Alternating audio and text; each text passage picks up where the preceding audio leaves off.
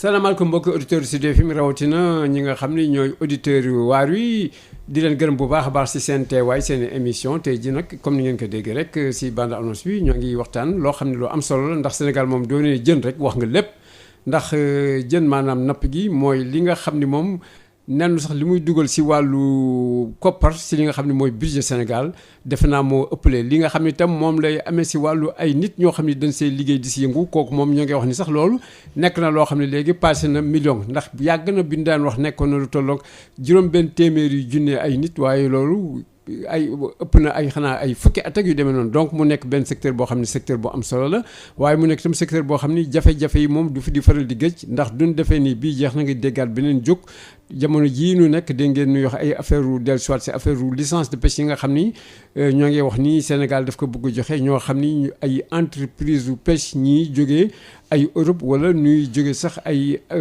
Asie loolu doo ko waxee Asie itam daa si tudd ay chinois doonee Europe itam xëy na daa si tudd ay français wala ñeneen ak ñeneen duñu yàgg sax si ñooy ñan la ndax waxtaan bi xëy na dana génne mbir yooyu waaye loolu nekk loo xam ni nit ñi yaakaaruñ ko woon ndax li ñuy dundee tey jii ñëpp xam nañ Sénégal ñàkk jën boo xam ne dafa jaaxal ñëpp jën bi nga xam ne sax dafa yomboon muy yaabooy kooku dem na ba nga xam ne tey jii ñi koy jaay nennu tey jii sax moom xamatul luñ koy jaayee cher na te nit ñi koppar amatul loolu yëpp ñuy yaakaar ni itam ak di daan ñaax nguur gi si mu yaxanal li nga xam ne moom mooy wàllu napp gi dugal si moom itam dooleem indi si itam yenn tere yoo xam ne dana tax ñi nga xam ni dana tax géej gi dundaat te ñii di liggéey fii itam mën si jàpp dara ñoo ngi doon yuuxu bërki démb usines yi nga xam ne moom la ñuy wax farine de poisson ndax ñoom gis nañu li ñuy jël si jën di ko transformé mu daal di nekk farine loolu nekk yàq bu rëy rëy ba Sénégal manqué jën bu baax a baax sax léegi tey jii rek nu bëgg indiwaat ay accord de pêche yu nu bëgg dekkaliwaat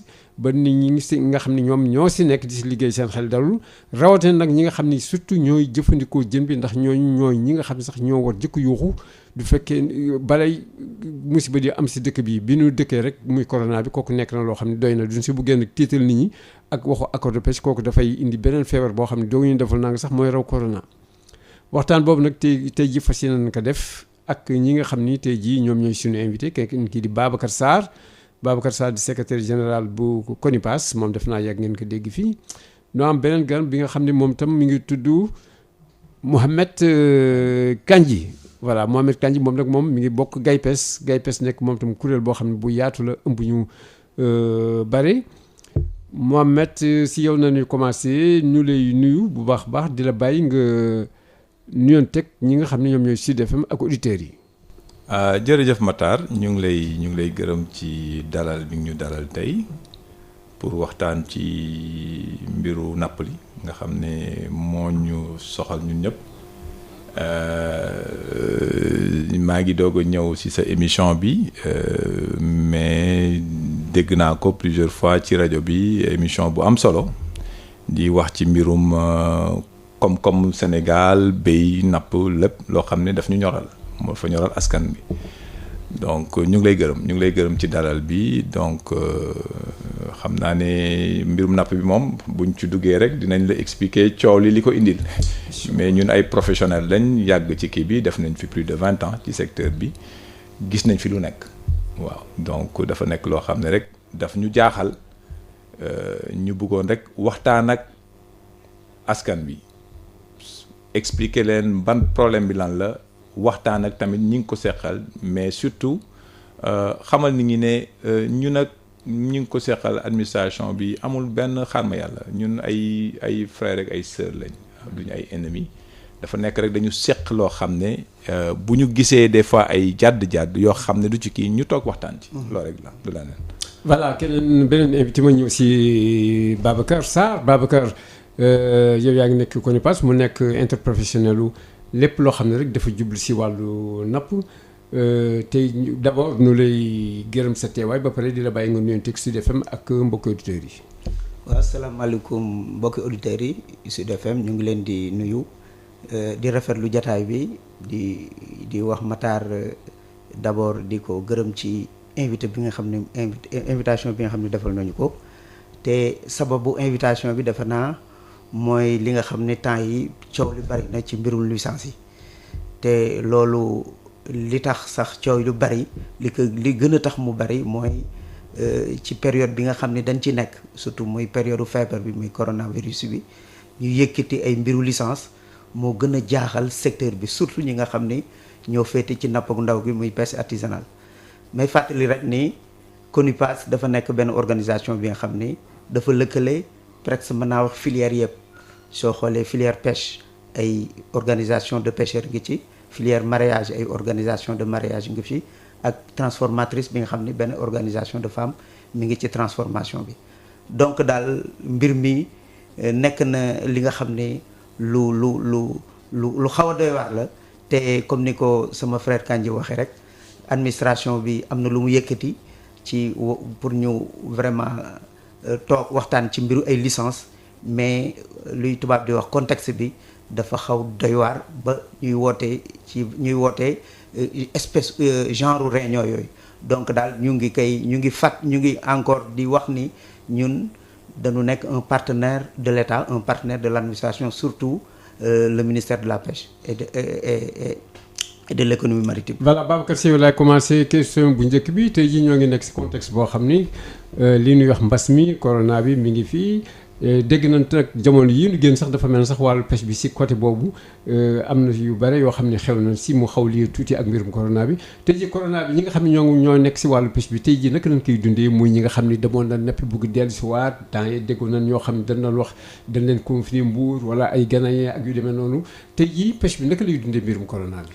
Mbirum corona bi de au niveau de la pêche artisanale moom ni ñu koy dundee metti na trop parce que wàññi nañu heure yi nga xam ni pêcheurs yi dañ ko daan dem géej soo xoolee am na ñi nga xam ne dañ daan dem finaan am na ñi nga xam ne fajar lañ daan dem 5 heures du matin loolu lépp je crois que loolu lépp dakkal nañ ko parce que depuis que bi président de la République annoncé couvre-feu bi vraiment impact kii bi pêche artisanale bi actuellement mi ngi dund ay jafe-jafe yu xaw a metti parce que sax dem nañu bi nga xam ni les gouverneurs sax dañu def ay arrêté képp ki nga xam ni ministre bi sax def na arrêté képp ki nga xam ni da nga nekk ci benn waaso yaa xam quai de pêche la yaa xam dëkk la soo fa duggee di napp foofu ngay teere amoo droit di dem di teeri feneen loolu lépp pour vraiment li ko sabab mooy lutte bi nga xam ni dañ ko entamé au Sénégal pour vraiment faagaagal feebar bi loolu daal mooy yite mais en tout cas impact bi daal vraiment metti na trop ci pêche artisanale bi soo commencé ci pêcheur bi ñëw ci mareyeur bi ñëw ci femme transformatrice bi barke Dembo Ndiaye rek ñu ngi may wax ni ma Kaolack presque daan am par jour au plus de 50 camions yu fa daan dem actuellement 10 camions sax mënu fa dem donc loolu lépp war na vraiment mbir mi am na ay jafe-jafe. waaw mais affaire approvisionnement man kooku defoon naa ni loo xam ne affaire approvisionnement yi daal mën bàyyi ñu dem. waaw loolu effectivement dinañu bàyyi ñu dem mais tim ñu bëri léegi dañu xaw ragal feebar bi. wala liggéey bee wàññeeku ba nga xam ne. waaw mais loolu mooy sabab bi ñi nga xam ne jën bi ni ñu ko daan jëlee ci zone de pêche yi muy quai de pêche yi mais ñu bëri dematuñu géej loolu day wàññeeku donc prise yi nga xam ne prise yi dafay wàññeeku donc loolu tax mënatuñu dem fi daan dem ci biir dëkk bi. transformatrice yi nag la seen. transformatrice ñoom kenn waxatul seen affaire. parce que barko Demba Ndiaye rek le président bi nga xam ne présidente bi nga xam ne moom moo dëkk John Waar muy maire Fat Sarr mi ngi may wax ni ñoom depuis que bi couvre-feu bi commencé liggéeyatuñu dañu taxaw complètement te joom sax ñu ngi ñaan ndimbal ci li nga xam ni fonds yi nga xam ni le fonds bi nga xam ni moom la état bi dégagé pour appuyer l'agriculture ak yeneen secteur économique yi pour ñoom ñu jàppale leen ci parce que depuis lors dañu taxaw seen liggéey dafa taxaw complètement. parce que jën bi amatul. Même à leur niveau surtout dans les îles du Saloum bor yooyu presque dañu transformation bi dafa taxaw complètement. voilà Mouhamed kañ ñu ñëw si yow tey jii yéen itam seen secteur GAIPES naka ngeen dundee tey jii li nga xam ni moom mooy wàllu mbas mi. waaw Matar jërëjëf wàllu feebar bii di coronavirus moom foog naa ne ñëpp la impacté. c'est ça. mais yaakaar naa ne balaa loolu di ñëw sax dañu gis wàññite ñàkk bu métti. ci wàllum napp bi. surtout pêche artisanale. niñ doon wàccee jën bi duñ ko wàcceeti parce que ñun dañu nekk ay industriel ñun ak pêche artisanale bi dañu complémentante parce que li may wax souvent ñoom bu ñu demee nappi jën bi ñuy wàcc am na lu ñuy jaay li ci des loo xam ne dañ koy commercialiser mooy mareyeurs yi moom la ñuy jox. xam nga dafa bëri ay métiers kii bi. donc mareyeurs yi jël jaay li ñuy jaay ci niveau approvisionner marché local li ci des ñu jox industriels yi ñu transformer ko pour exporter ko. léegi ci feebar boobu. waaw feebar bi moom laay ñëw rek dama doon expliquer li mu wàññi bi amoon mais léegi feebar bi li mu impact effectivement comme lii ko Babacar waxee ñi doon dem géej ñu bëri dematuñ. wàññi nañ effectivement heures yi parce que da nga doon gis nit ñi doon nekk ci quai de pêche yi di débarquer ba yenn waxtu yi.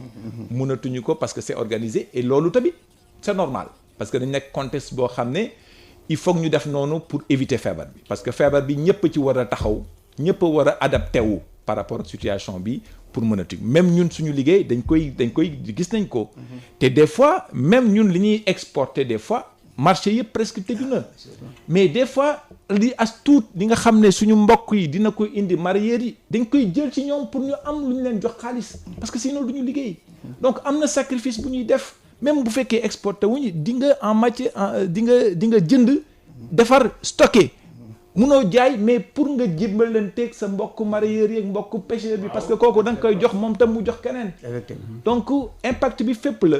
mais comme li président de la République wax il faut que activité économique bi continuer donc ñun ñi nga xam ne ñoo féetee côté industrie ñu ngi jéem suñu kéemtalaay kàttan pour essayer li nga xam ne débarqué nañ ko mareyeurs yi indi ko au moins bu ñëwee suñu usine yi ñu jënd ko ñu mun ko liggéey même bu ñu ko exporté wu ñu stocké waaw. mais impact bi moom fépp. léegi loolu yéen a ngi koy def. liggéey boobu waaw. maanaam yéen a ngay stocké di liggéey loolu. waaw mais exportation bi ni mu tollu temps yi. dafa taxaw moom laay wax ni dafa taxaw. mais amul yéen a ngay def waaw. am na tuuti dem na tuuti mais volume bi dafa wàññeeku. par exemple fi nga doon exporté Europe marché yëpp tëju na. léegi fi ngeen di exporté. Afrique ngay exporté te même Afrique am na dëkk yoo xam ne léegi c'est très difficile. parce que seen restaurant yi seen lépp li nga xam ne foofu la commerce bi dafa wàññeeku. ku la doon jëlal fukki conteneur tey par semaine léegi 4 conteneur la lay jëlal c'est que impact bi fépp la mais ñun comme li ma wax rek dañuy fexe toujours parce que dañuy ñaan yàlla te xam nañ ne dina yàlla suñu borom dinañ ko teggil nañu ñaan yàlla mu gaaw donc pour ne pas aussi seetaan suñu mbokk mareyeurs yi nga xam ne ñoom tam si ñoom la nappkat yi borom gaal yi di dépendre jën boobu bu ñëwee ñun industriel yi ñu jël ko liggéey ko denc ko lañ ci mën a exporter ñu exporter ko li ci mënul tam ñu denc ko xam ne xëy na rek bu marché ubbee nañ ko mën a jaay donc loolu mooy effort bi sacrifice bi nga xam ne on est obligé ñu def ko parce que comme li ñuy wax rek benn lañ dañuy complémentante affaire bi xëy na si ñoom la gën a méttee que ñun lañ ko mujjee mais au moins lu métti si ñun dinañ def effort bu ñu liggéeyee bu ñu napp yi lu ñu jën bi lu mu tuuti bu ñu ko indee bu yegsee ba si ñun ñu jël ko liggéey ko denc ko. liñ ci mën a exporter voilà il faut ñu jàppalante. bala ma lay bàyyi Mohamed Kandji rappelé nu GAIPES ñan ñoo ko composé. GAIPES dafa nekk suñu organisation boo xam ne bu yàgg la def na presque plus de 40 ans dégg depuis ay ñoom Maguette Diack. Matar Ndiaye ñooñu man fekkewuma ko man ñu ci xëy na ñu gën a nekk xale ci suñu président ñoom Saër yooyu xëy na ñoo ñëw après jël ci ñoom ñoo ñu féetee mag tey mais dama lay wax rek ne GAIPES dafa nekk organisation boo xam ne bu yàgg a taxaw ci affaire pour défendre pêche bi à part industriel bëri na industriel la généralement parce que comme li turam di wax groupement des armateurs et industriels de la pêche. industriel c'est-à-dire. industriel mooy ñi am gaal yi ak usines yi. ah bon d'accord. am na gaal yi am na usines yi. def transformation. donc yan genre gaal la par exemple. ay gaal yu gaal yoo xam ne gaal yuy napp congélateur yuy dem ak frais pour doxal usines yi. yoo xam ne yàgg nañ fi depuis loo xam ne en conformité ak réglementation sénégalaise. armateurs yi ñoom dañu amee gaal. jël ay waaw waaye ba ay bateau moom mooy gaal mooy bateau rek nga xam nga ñun dañuy wax wolofal bi dañuy mooy ay bateau yoo xam ne dañ ciy jël suñu mbokk mool yi nga xam ne dañuy napp parce que am na mool yu bëri yi ci nekk suñu marin yu bëri ci foofu la ñu jógee pêche artisanale foofu la ñu jëlal tàggat leen ñu dugal leen ci biir ñuy liggéey bu doy waar bu liggéey bu am solo ñu leen di fay salaire yu baax structuré leen jàppale leen am na si ñoo xam ne ñu dem wax dëgg yàlla avancé dem am ci seen kër ak am ci seen lépp wax dëgg yàlla industrie boo xam ne la te léegi ñun suñu liggéey ñoom seen liggéey mooy lan ñoom ñun dañuy nappi ñëw ñu jaay léegi su suñu organisation waaw dañuy exporter surtout dañuy jaay localement mais dañuy exporter armateurs yi mais suñu liggéey ak usines yi yëpp xam nga armateurs yi am na ñoo xam ne armateurs yi ak industrie c'est-à-dire dañuy am bateau am usine am na ñoo xam ne usine rek lañu am na ñoo xam ne bateau rek lañu am mais ñun si suñu liggéey jën yi ñuy jël dañ koy exporter parce que nguur gi tey dafa ñu jox tey dafa oote nañu kaay yéen dama leen di jox statut bi parce que dama bëgg ngeen di exporter parce que li ngeen di exporter devise boobu xaalis boobu si laay soxla pour jënd ci ay ceeb ak ay yooyu pour indi ko loolu moo lay wan importance su suñu activité bi xam nga léeg-léeg da ngay dégg sax yenn ñi naan waaye yéen kenn gisatul jën bi yëpp exporté nga mais ku nekk da nga nekk sa rôle du ñëpp a nekk exportateur ñun dañu am statut boo xam ne entreprise franche d'exportation lañ koy wax état bi dafa ñu jox statut spécial boo xam ne dañu am obligation pour exporter au moins 80% suñu production loolu dafa parce que état bi dafa soxla devise yooyu lu muy jëndee loolu pour indi ko ci dëkk bi loolu moo lay wan importance bi donc waxuñu pour wax dañuy wax pour défendre loo xam ne njëriñu réew mi la te encore une fois li may wax toujours ñun ak pêche artisanale benn lañ parce que ñoo bokk ressource bi nga xam ne ci la ñuy liggéey ñun ñëpp c'est ça donc du ñu réeroo donc loolu mooy suñu liggéey mooy liggéey GAIPES donc depuis des années boobu ba léegi ñu ngi fi problème yu am ñu ngi ciy taxaw secteur bi problème bu mu am ñu ngi ciy taxaw pêche artisanale problème dekkoon nañ fi ci temps wu bateau riche yi ñu fi doon dégg. taxaw waaw lu bi waxtaan bi donc en quelque sorte loolu mooy ay problème yi nga xam ne tey ji moo laxasu si li nga xam ni moom la fi corona bi daal di jur wàññi activité bi donc tam lii di koppar beek ak exportation yeeg ñi daan dem tam di jëli pêcheurs artisanal yi di dugg si ñoom tam taxaw noonu Babacar pêcheurs yooyu pêcheurs artisanal yi waaw presque comme ni ma ko waxee tout à l'heure rek pêcheurs artisanal dama doon wax ñi daan dem di wuti si pays ñoom tam taxaw nañu ñooñu taxaw nañu bu yàgg na voilà donc léegi pour dellusiwaat si waxtaan wi léegi ñu dugg si li nga xam ne nag tey jii principalement moo ñu fi daje muy affaire licence yu ñu dégg Babacar affaire licence yooyu naka la demee ñoo ngi dégg licence waaye loolu expliquer Sénégalais yi si mbir moomu loo leen di wax waaw affaire licence yi ni mu demee mooy dañu toog ba sa yàgg ñu jot benn convocation jóge ci ministère de la pêche mu wax ni dañu war a daje pour waxtaan nan la ñu mën a joxe waxtaan ci ay mbiru licence ñu xool nan lañ ko mën a saytoo est-ce que war nañ ko mën a joxe wala waruñu mën a ko joxe mais li ci xaw doy waat mooy réunion bi ci contexte bi mu nekk c'est-à-dire ci jamono juñ ko wootee ci jamono feebar bi xaw na kéemaane moom la Kandji tout à l'heure wax bien avant affaire coronavirus bi feebar bi géej gi am na problème yooyu d'abord feebar bi fekk ka fi ñu bëgg di toog di waxtaan ci mbiru licence pour joxe ay licence dafa xaw doy waar ci te bi ñu xaymaa mbir mi xool ko dañu gis ni licence yi licence yi nga xam ni moom la ñu nar a joxe li ci ëpp si li ma ko waxee li tubaab di wax dañu nekk ay licences yi nga xam ne ay sénégalais ñoo nekk ci ginnaaw mbuboo ay ñoo xam ne bitim réew na nekk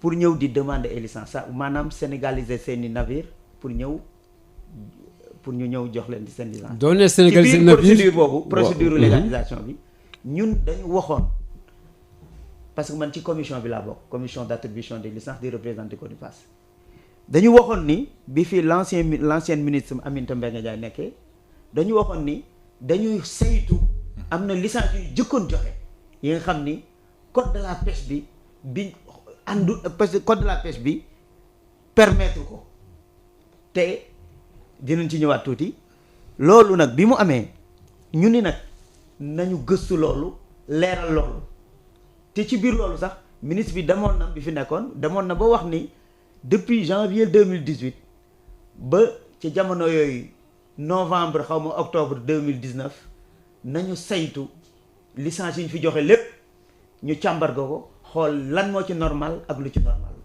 mais loolu am na benn commission bi nga xam ni mettre nañ ko sur pied pour mu defar pour mu saytu loolu mais commission boobu def naa benn yoon la fi réunir wala ñaari yoon mais ba léegi depuis que ministre bu bees bi monsieur Alioune Ndoye ñëw ba léegi commission boobu doxul. commission boobu jotul wax dara ba mu réunir benn wala ñaari yoon. commission bi jot na wax. lu mu waxoon. commencé woon nañu di lister di xool navire yi di xool yat navire moom la ñu ñoo am licence bu normal ak yan navire ñoo amul licence bi nga xam ni normalul mooy yi nga xam ni code de la pêche nangu ko donc loolu commencé woon nañ ci liggéey mais malheureusement ci yàlla dafa def ministre bi fi nekkoon ñu nommé ko feneen mu dem feneen ministre bu bees bi mu ñëwee loolu liggéey boobu moo continué wul loolu nag li ñu gën a jaaxal liggéey boobu réglé wuñu problème yooyu ñu dem ba ci biir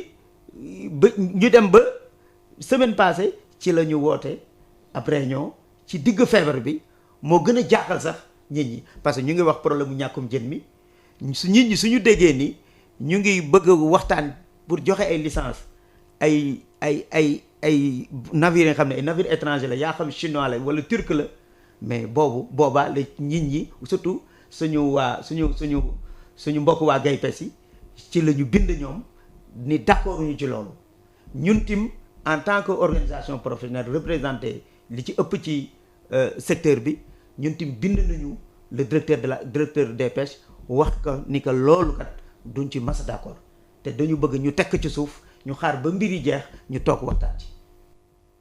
léegi ma ñëw si Gaypes Mohamed Kandji yéen war ngeen ni d'accordu leen si mbir moomu mën ngeen wax ni également yéen lan ngeen teg si table yi pour wax ni d'accordu leen si mbir moomu. waaw doon mënee leeral tam li nga xam ne mooy lu tax ñooñu nga xam ne santoon nañ leen liggéey sa jamono Aminata Mbengue Ndiaye ba tey liggéey boobu xanaa ministre bi normalement war na ko gis. waaw Matar jërëjëf xam nga mbir bi dafa xaw a doy waar mooy comme li ñuy wax rek man damay wax toujours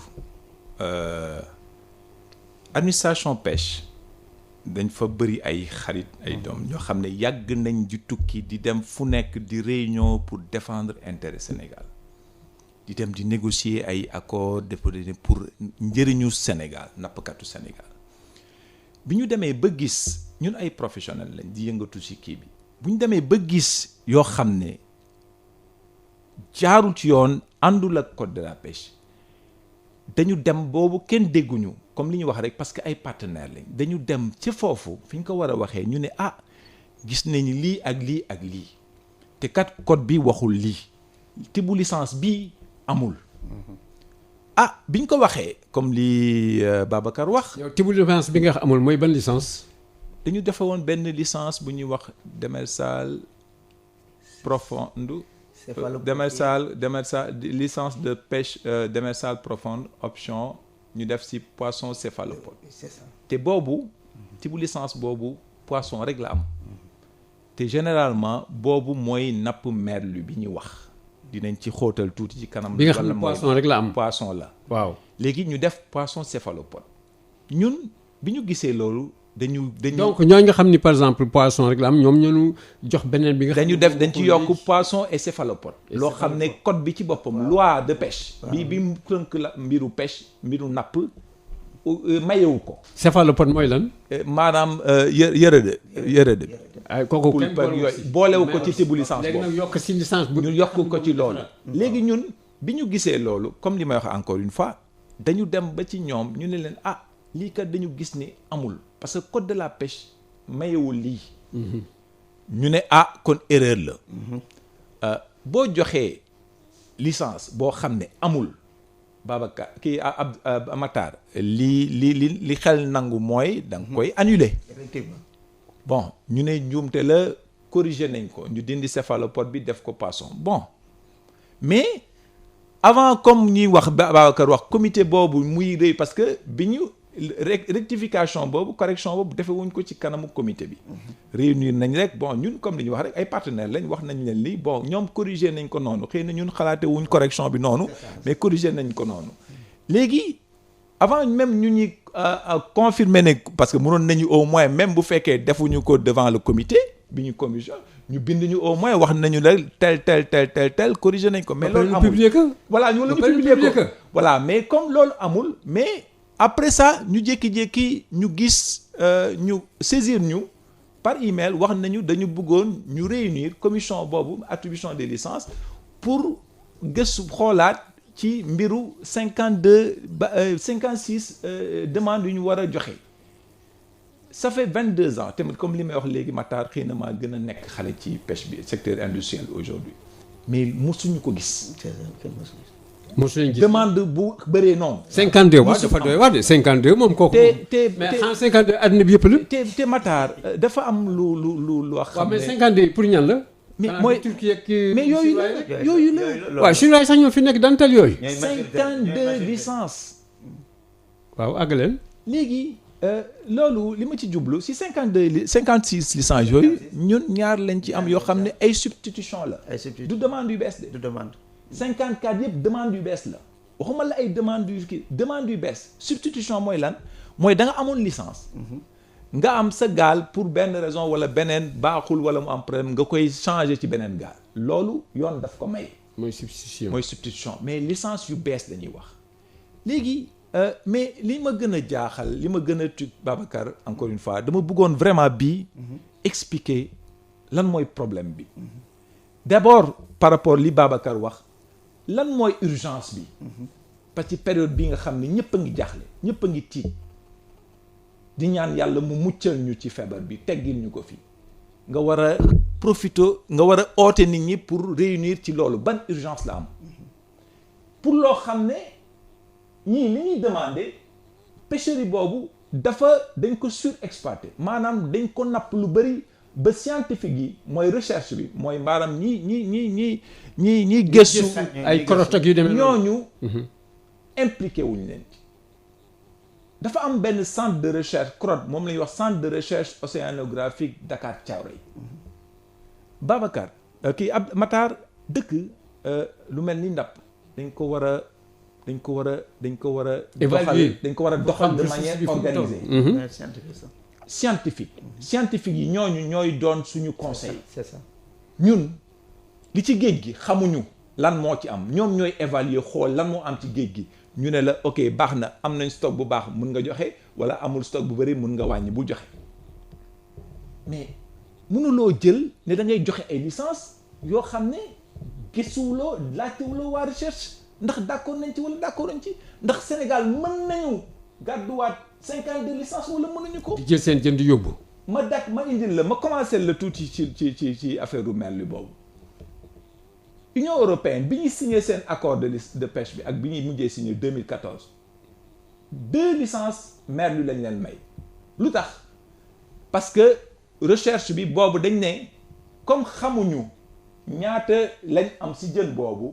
mënuñ ko xayma pour le moment dañ leen di jox 2 à titre expérimental man balaa boobu man li ma doon expliquer loolu commencé woon naa ko expérimenter ma demandé à 2 reprises suñu ministre ma suspendre sama licence bi ma amoon dama amoon licence poisson céphalopode licence yi gën a jafe moom laa amoon ma demandé bi ma gisee ne jën boobu mu ngi ñëw parce que toujours dañuy xool naka voilà mooy merlu bi parce que toujours encore poisson céphalopode dafa nekk licence yoo xam ne dañ ko suspendre depuis 2006. mais ma clarifier rek parce que dañu xooloon ne parce que accord de pêche yi ñu doon signé ak Union européenne yëpp ba 2006 dañu arrêté ne kenn du joxeeti poisson céphalopode parce que recherche bi mooy CROD encore une fois parce que ba boobu ñu ngi leen doon déglu dañ ne lii mënuñ ci jëlaat ñu suspendre accord boobu ñun am na si les professionnels des industriels am na si ñoo xam ne ku ci mel ni ñun xëy na ñoo ko commencé mais am na sama yeneen naataangoo yoo xam ne dem nañ ci loolu bi ma defee expérience bi bañ gis am na ñoo xam ne conseil naa leen ne mun nañ ci dem. loolu maanaam mën nañ si napp. dem ci merlu bi. parce que loolu dafa ñu doon permettre ñu wàññi ñu woyofal tamit fële mooy démersale côtière bi nga xam ne CROD dafa waxoon ne. dafa bëri woon pression li ñu ci doon napp dafa bëri woon.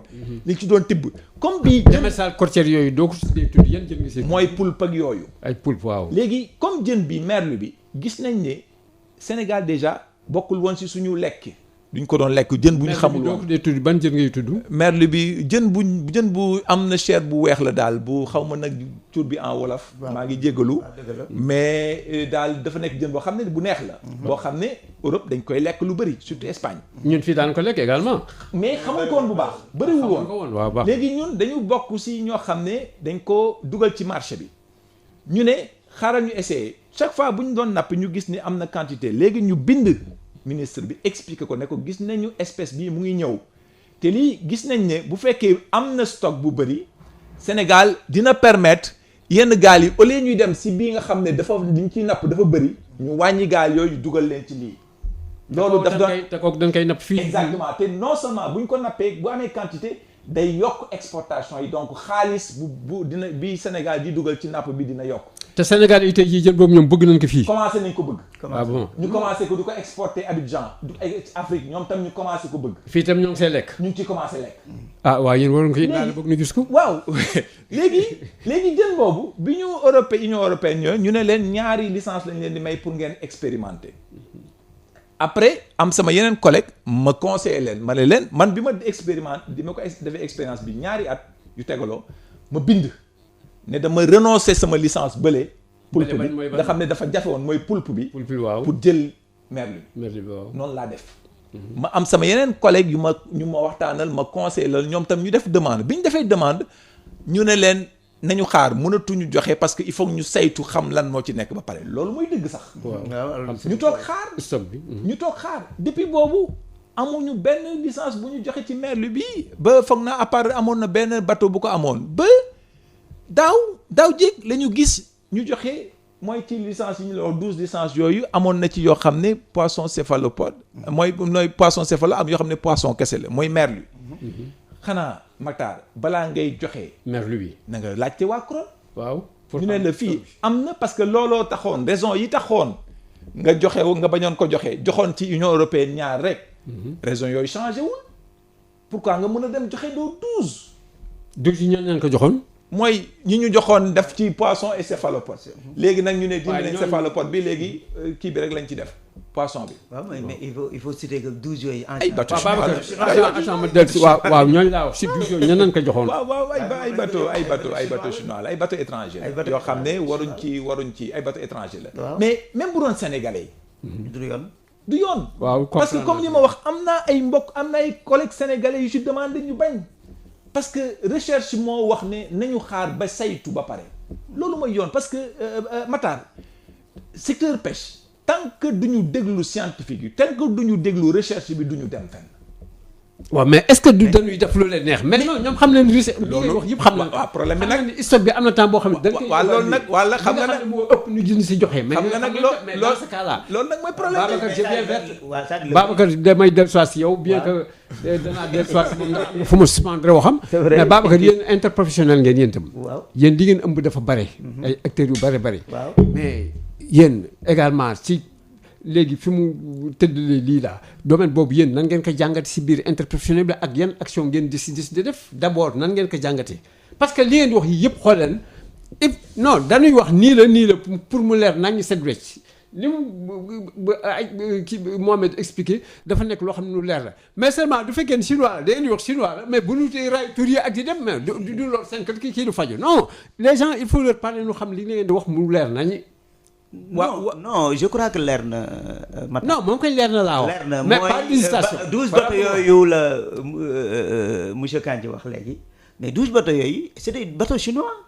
kooku leer na yoo xam ne est-ce que leer na ni que bateau yooyu. bateau yooyu parce que dara faral di wax. non bateau yooyu moom laa la wax fekk ay sénégalais yu nekk fii. waaw ma ni bateau yooyu ci sama njëlbeen wax dama ne la bateau yooyu dañu ni dañ ko sénégaliser. mu nekk des sociétés de droit sénégalais. maanaam mais sociétés de droit sénégalais yooyu.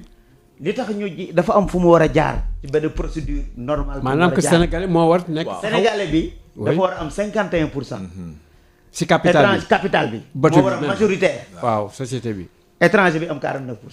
d'accord mais loolu biñ ko xoolee seetlu nañu loolu taxaw loolu amul.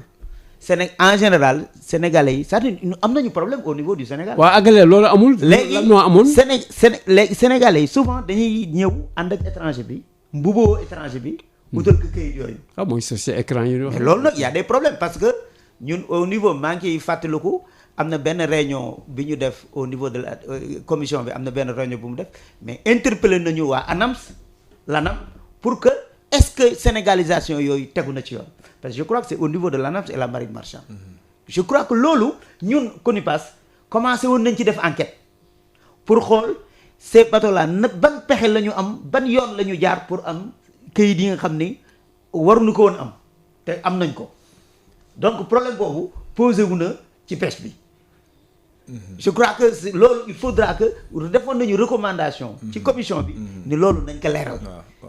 waxoon nañu tamit moom la monsieur Kandji wax recherche bi tamit waxoon nañu avant ñuy def dara nañu régler problème recherche bi. recherche bi mooy wax mooy prononcé wu ñu xool ci résultat recherche yi est-ce que espèce bii war nañ ci napp espèce bii war nañ ko napp wala waruñ ko napp wala war nañu wàññi napp gi. tout ça wala war nañu transférer ñii ci beneen secteur yooyu yëpp waxoon nañ ci. waaw mais li ngay wax ni waxoon ngeen ni laajoon ngeen pour nu leeral li nga xam ne moom mooy bateau yooyu nga xam ni dafa am ñu see làqu mën nañ ko tuddee xëy na. société écran wala xawma lan mais kooku benn kiiwee yéen ba tey amu leen si benn réponse amaguñ ci réponse amaguñ ci réponse parce que ñu ngi ciy ut ñu ngi ciy gëstu mais ba léegi des na amaguñu tous les éléments mais li ñu njortu mooy que. ñun ñu ngi nekk au port mais arrivé chinois bateau chinois yi fa nekk mais jéggi na dayoo. et puis dañuy occupé sax quai bi. te bateau chinois yi mooy yi nga xam dañ leen jox licence. dañ leen jox licence ak certains bateaux turcs parce que. ak turc oui waaw barke de Ndiaye la fa bateau turc il y a 3 bateaux turcs yi nga xam ne ñu ngi fii di napp yaboy bi maa ngi demandé suñu benn. ah bon yaboy bi tam ñoo ngi si ñoom tam. maa ngi demandé le président du monsieur Mandiang le président de l'UPAMES. mu ni ma bateau yi dañu am licence Gambie. mais ma ne ko doyen mais suñu amee licence de Gambie mais en 48 heures wala en 72 heures ñu ñëw débarquer 200 tonnes wala 300 tonnes c'est inquiétant te ñun au niveau du CONIPAS dinañ interpeller la surveillance des pêches ñoom ban taxawaay la ñu am ci loolu parce que mbir mi xaw na jaar parce que am na information yi nga xam ni wóoraguñu am na ñi nga xam ne li ci ëpp ci géeju Sénégal la ñuy pêche mais amaguñ ci certitude amaguñ ci lu wóor ñu ngi ciy ut ay information pour xam loolu nekk na wala nekkul mais en tout cas contexte bi ñu nekk je crois que li ñu war a def naa ci njëlbeenu waxu Kandji wax na ko mooy ñu xool géej gi y a beaucoup de problèmes. problème recherche bi ñun posé nañ ko devant le ministre l'ancien ministre posé nañ ko. l'actuel ministre mais ñu ni ko mais l'ancienne ministre Aminata Mbengue commencé woon na ci def ay mais malheureusement dafa dem.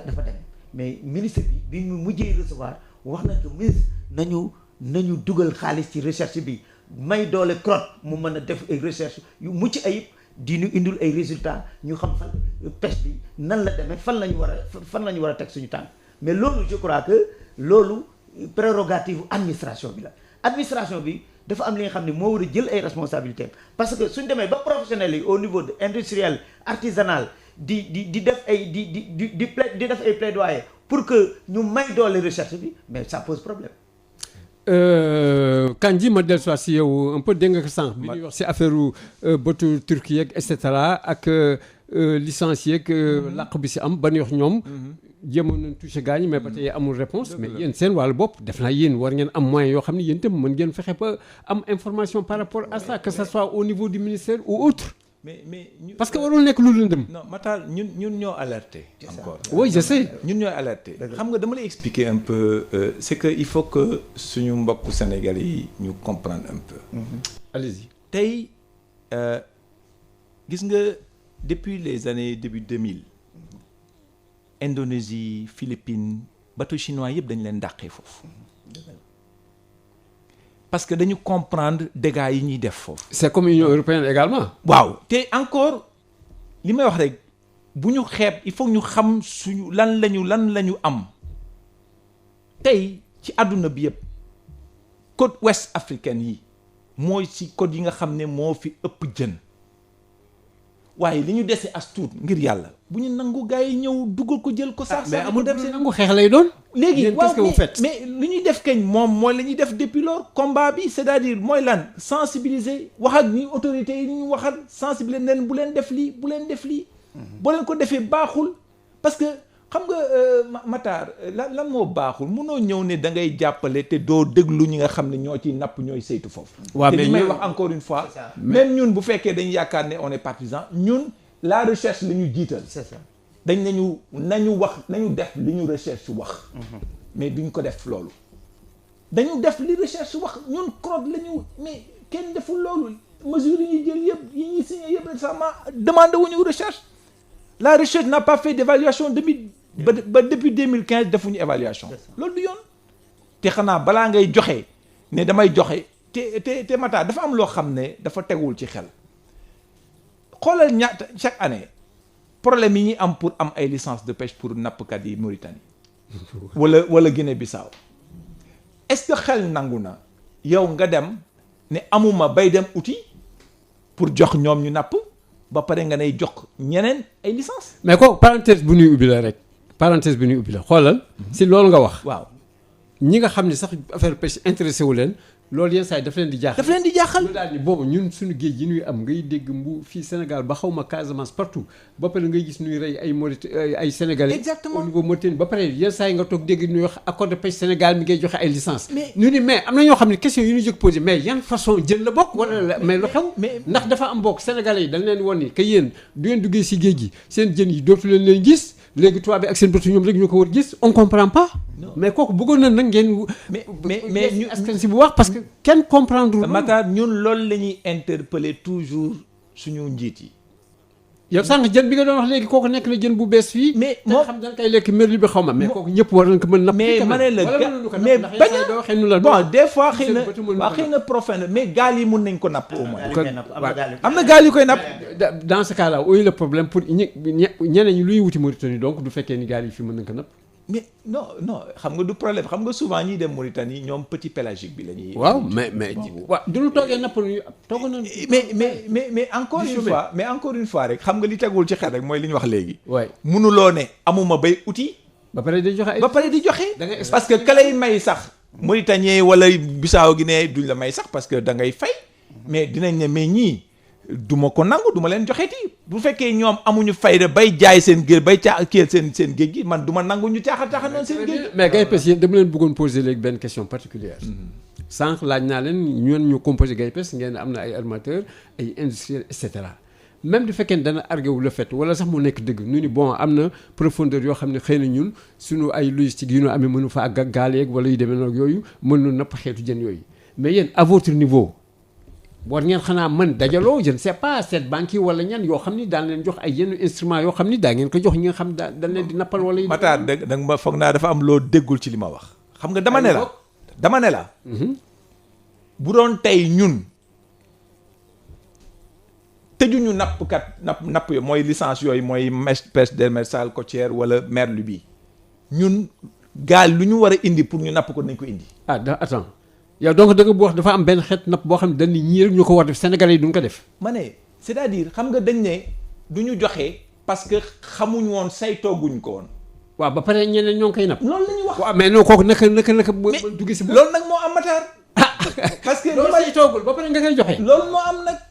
loolu suñu wax yëpp nag xam nga li gars yi comprendre ñun loolu la ñuy wax. encore une fois dañ ne ñun ay armateurs lañ yàgg nañ fi xam nañ jën bi. mën nañ ko liggéey te Matar dama bëgg ngeen xam benn affaire gis nga Sénégal adduna bi yëpp laa wax de xam nga yàlla su suñu liggéey may nañu ñuy tukki lu bëri gis nañu lu bëri ci dëkk yu bëri am na dëkk yu bëri erreur bi ñu def dañu nasaxaloon seen napp seen économie yëpp ñu basé ko ci ay pétrole ay yooyu ba loolu demee ba wàcc fi mu ne nii ñoom ñëpp ñu ngi te Matar adduna bi yëpp amul ñaari dëkk ci adduna bi yëpp laa wax de yu mel ni Sénégal ci napp ci wàllu tradition de pêche. ak pêche artisanale bu dynamique 26000 pirogues. amul fenn ci àdduna. oui man kañ doogu ma la mais gis naa benn defe naa français la koo xam ni dafa doon def recherche sur la pêche artisanale bi muy dem dafa demoon noonu rek en vrac di def nag recherche laa wax mais muy dem ba agsi Gendar ba gis Gendar seen kii technique de pêche bi ñu def mu bind ko si livre am mu ni technique de pêche bii ñii di nappe amul fenn. mais amul fenn si recherche yi mu def moom. parce que et puis loo xam ne la c'est de génération en génération. très bien voilà. donc tradition de pêche boobu ñu am amul leneen amul feneen donc il faut que ñu jël conscience ci li ñu am ñu sàmm ko. alors que loolu amul sax benn école wala réservoir boo xam ni daan fa denc. expérience bi di loolu la donc ñun wala benn institut. donc ñun boo gisee ñun GAIPES encore li ñu wax dañ naan ñun ñoo fi jiitu ñun ak pêche artisanale ñun ñoo nekk xëy na si kanam ñu nekk si mais bu ñu gisee loo xam ne du yoon parce que li may wax rek enfin Matar branche bi nga toog doo ko dagg boo ko siyee branche bi ngay toog da ngay daanu voilà. oui. garab gi lay indil ker doo ko daanee. oui donc ñun.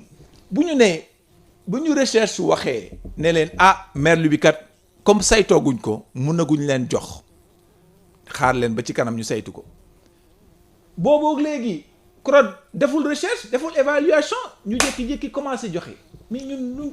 waaw ma ni ça me sent question bi ma la posé moo doon yéen. parce que yéen am ngeen ay moyens. mais Matar. wan nga ma ni ñee. lii sax licencié am na ñeneen ñu ko jox. waaye dañ ni ñoom évalué gu ba pare joxe mais dans ce cas là waroon ngeen. ma waxal la à la riposte.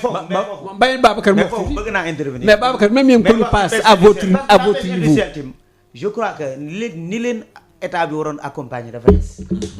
parce que l' état doit les accompagner. parce que le problème mooy depuis suñu maamaati maam yi toujours. même technique de pêche la ñuy utiliser am na évolué na lu bari. yan ñooy technique de pêche yu ñuy utiliser actuellement si la pêche industrielle bi nga wax. non c'est-à-dire pas pêche industrielle surtout la pêche de manière globale. c'est-à-dire il faudra que parce que dama dugg ci net bi mais dama gis bateau chinois yooyu ñu joxe ngandam société la. au niveau de la Chine l'état chinois moo leen financé. bu baax sax. mais c'est comme mais ñun nag suñu état yi ñooñu war a jàppale. est-ce que seen état yi xam nañu seen pêche industrielle bi. ak pêche artisanale parce que link bi dafa war a am. parce que su ma ñëwee ci problème mu licence yi parce que suñu mbokku pêche artisanale dañuy wax ni pourquoi ñu gelé permis de pêche yi di jox di bàyyi bateau yi bi ci biir géej gi problème. oui. y a problème. oui. il faudra que yooyu dafa laaj waxtaan. te je crois que am na benn lu am solo lu l'ancien ministre parce que du ma noppi di ko tudd muy l'ancien ministre Aminata dafa initié woon ay waxtaan absolument ay concertation kooku na l'ancien ministre parce que loolu waxtaan boobu tant que amul diggante pêche industrielle artisanale ak administration bi ak recherche bi day am problème te war nañu xool parce que pêche artisanale ñu bëri ni ñuy xoolee pêche industrielle pour ñoom du seen i adversaire lañu wala seen i ennemi lañu te or loolu war na nekk il faudra que ñun damay invité toujours maa ngi tooñ Lam di ko wax ni que ak Alsane di leen wax il faut que ñuy toog di échanger di lever équivoque yi parce que dafa am ñi nga xam ne dañuy yaakaar ni yéen li ñu war a am ci géej gi yéen a koy jël di ko exporter donc am na lu ñu war a exporter mais am na li nga xam ne war a des ci réew mi. waaw le Sénégalais de Kédougou. gars yi parce que wala le Sénégalais de suñu Kolda ceebu jën bi ñoo ko dévalué. le Sénégal de Kolda dafa war a lekk ceebu jën. mais justement avant ngay exporter kay sa waa réew mi lekk moom. àggale kooku beneen problème la daan si ñëw. parce que ci biir attribution c'est-à-dire li ñu jox la pêche industrielle statut bi ñu ko jox comme ni ko monsieur Kandji waxee mais mareyeur bi am na statut bi ñu ko jox. grossiste bi jaay ci biir réew mi. micro mareyeur bi am na statut bi ñu ko jox mais il faudra ñu respecter cër yi le pêcheur mareyeur am na pêcheur mareyeur pêcheur bi nga xam ni su teeree ci tefes gi am na droit jaay jënam. moom moo jaay jëm foofu ci tefes gi. non am na droit jël ko ci oto bu mu moom jaayi ko. mais ci production boobu mu def rek ci lay yem. waaw mais mareyeur bi nag am na droit dem ci borom usine bi mu jox ko jën mu jaay am na droit dem ci borom gaal bi mu jox ko jën. ci tefes gi jënd fa jën yóbbu. mais yooyu yëpp dañ ko war a def te yooyu itam am na confusion parce que sama gars yi ñu ngi accuser industriels yi ni des fois dañuy def seen liggéey. donc il faut équivoque yooyu ñu régler ko entre nous ba noppi ñu xam enjeu bi moo am solo.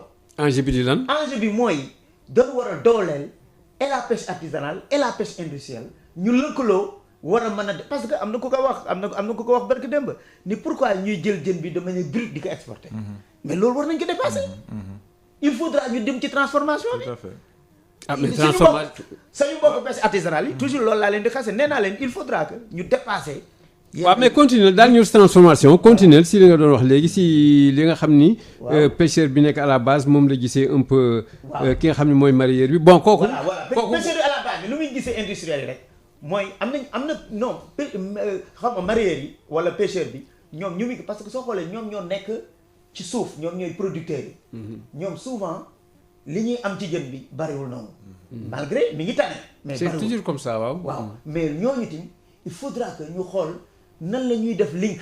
parce que suñ doon def ba ku nekk mën si gis sa bopp rek ñun normalement les artisans. war nañu mën a nekk actionnaire dans les ci usines industrielles yi. pourquoi pas war nañu nekk fii war nañu dugg ci affaire yi. mais pour di mën a am dara. vraiment pour que dëkk bi nekk ci jàmm. parce que tant que réglé wuñu ces problèmes là toujours ay immigration beeg nangam yooyu daf ci gën a bari donc il faudra que ñu toog autour d'une table ñu jéem a régler en tout cas au niveau de l'interprofession ñu ngi ciy gëstu ñu xool. nañ leen la ñuy parce que souvent ñu ngi ciy toog ak suñu mbokk industriel di wax nañuy toog souvent ba su dara xewul ñu toog waxtaan. su dara xewul ñu toog waxtaan ñu xool lan la ñu war a def ci biir pêche bi. mais GAIPES moom fu mu bokk si kii bi la bokk. CONIPAS. non GAIPES c'est des industriels groupement industriel am na beneen groupement muy UPAMES. ñoom ñëpp ku nekk dañu fi mais su fekkee ni pêche bi menacé wu na ñun dañuy def link. mais am na boo xoolee sax. li Babacar wax. Matar maa ngi dama ci bëggoon dolli rek. am na benn idée bu ñu amoon depuis suñu coalition bi ñu defoon 2011. waaw di fi xeex bateau riche. waaw bi ñu ci génnee dañ ne dañuy taxawal après benn confédération des acteurs de la pêche. boobu nag moo sotteekul. mais seen grand problème. du ma ne yéen dama si ëmbaale ñooy agriculteur rek ñeneen ak ñeneen. waaw toujours au Sénégal. quand du problème amee. non c'est vrai état bi laaj na tuuti du paree ku nekk delluwaat sa waar. loolu tax vous êtes vulnérable. non mais on en est conscient. on en est conscient mais toujours est-il que Matar boo xoolee ñoo xam nañu lan lañu bokk. xam nañ ko de telle sorte que problème bu amee rek dañuy gaaw a taxaw lënkal. loolu moom am na moom. mais dinañ ko finaliser parce que xam nga comme li ñu wax rek dafa bëri parce que déjà au niveau de la pêche artisanale xam nga dafa bëri ay organisation il faut nga xool noo leen regrouper yooyu yëpp ba nga xam ne da nga ci am benn ou ñaar yoo xam ne mooy principal nga xool parce que au niveau de la pêche industrielle c'est moo gën a yomb rek. waaw mais voilà. ñu ngi ciy mais Babacar exactement ñu ngi ciy liggéey. am na y a 9 organisations ci nekk. travail à la base la parce que soo xoolee communiqué bi nga xam ne bi ñu def temps yi. tout à fait. te ñu vulgariser que c'est le GAIPES. absolument moo ko jël. absolument moo jël communiqué bi. absolument vulgariser ko. tout à fait te communiqué bi CONIPAS ngi ci UNAPAS ngi ci beneen union des mareyeurs ngi ci te bokkuñu CONIPAS les CLPA yi ñoom. melting pot la y a ñun am nañ ci ay membres ak le GIE quai de pêche le réseau des GIE quai de pêche bi nga xam ne ñoom tim benn réseau national la ñooñu ñëpp ñun ñoo def bloc def benn communiqué. communiqué bi ñu ko defee ñu transféré ko waa GAIPES mais waa GAIPES dañuy jël communiqué bi vulgariser ko. absolument ni est-ce que man may ngeen ñu permission ñu vulgariser ñu leen non nous sommes dans le même secteur. mais c'est parce que dañu gis que yéen ngi def une bloc autour d'un idéal. donc loolu jaral leen lu ñëw. non mais bu fekkee par exemple à la base gis ngeen. waaw lii xaw fii moo xew si affaire filière gerte geeg partout. le producteur de gerte. débat yu ñu doon def si. temps yii yëpp si yooyu la woon. c'est vrai cette fois-ci saison bi neexoon na gerte gi barewul ñoom seen prix yéeg na sa kaw a kaw. ñooñu ñëpp dañ leen di considérer comme un maillon important de la chaîne surtout kuy produire. mais ñooñu toujours ñoom nan la c'est pour compte les industries wala ñeneen ñooy fëkk alors que ça doit pas être comme ça ku nekk da nga war gis sa bopp ci filière bi maillon bu nekk da nga am importance.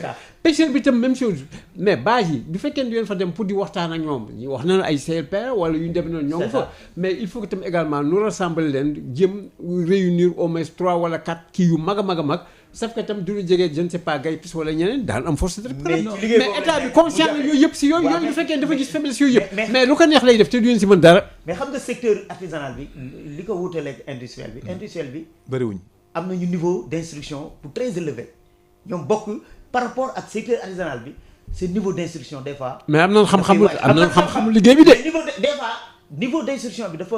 waaw mais ngeen dimbali leen foofu yow li nga wax niveau d'instruction bi mooy li xew dans le monde. def nañu tournée au niveau de la zone nord comme de la zone sud CONIPAS di sensibiliser mais il y a une profondeur di lu bëri ñi xamuñu lu xew ci biir secteur. waaw kooku nag dañ di sensibiliser rek. loolu ci la nekk temps yi. pour que man dajale au niveau CLPA yeeg tout ñu dajale yeneen organisation xam ne bokk na CONIPAS ñu kii parce que am nañu ay séances. et puis CLPA loolu seen liggéey la war nekk. xam nga lu ñu bëgg les filières là ñu organiser ko de telle manière que mu def benn tànk.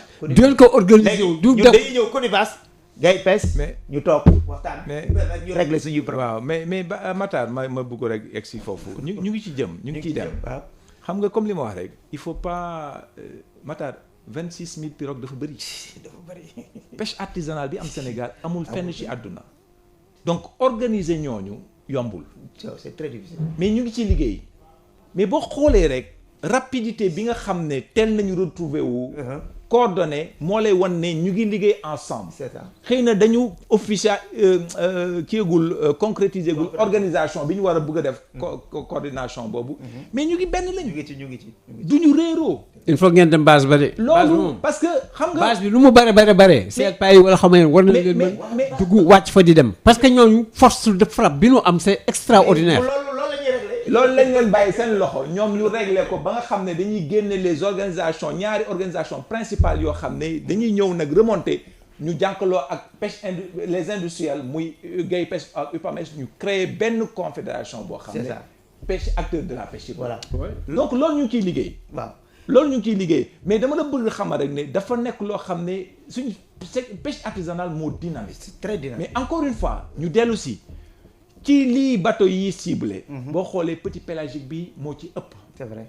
te loolu ñi koy ci bateau yi ñuy wax 56 yi waaw te loolu ñi koy gën a napp mooy pêche artisanale bi. c'est ça. te boo xoolee ñun dañu teel a jóg parce que xam nañ ñi muy gaañ. mais donc bateau yi ngeen wax 52 ñoom ciblé pélagique bi ñu ciblé. ak merlu am na ci merlu mais li ci ëpp pélagique bi la. am na merlu ak. mais te ci dem gaa ngi doon taxaw usines yoo xam ne ñoo ngi doon. la ilaha illallah. et puis encore loolu am na d'abord. suñ koy waaw mais ça devient beaucoup plus grave alors. ñu koy ciblé mais tamit il y a un autre problème mooy que pêche artisanale bi parce que tamit le problème pêche artisanale dafa am ay problèmes internes pollution interne qui doit régler parce que am na pêche artisanale mi xam ne dañuy napp dañuy napp jën bu tooy di ko jox les usines de farine de poisson. non yooyu on doit régler tout ça. donc non attends c'est dafa nekk affaire bu. waaw Babacar d'accord xool boobu sax. mais dama bëgg a. boobu sax xam nga rebondir sur li monsieur Kandji wax. rapidement link bi war a def link bi dama xool nos amis mauritaniens.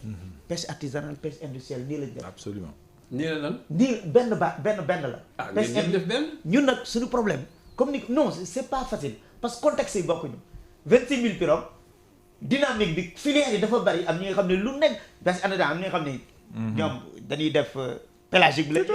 am ñi nga xam ne ñu ngi ci pêche glaciaire bi. ainsi de suite. waaw mais man benn affaire laa la bëgg poser gis naa di ngay wax yëpp. waaw mais puisque da nga nii yow lu ngay wax nii yaa ngi bëgg woon la pression sur la ressource dafa bare. waaw mais dans ce cas là du bare.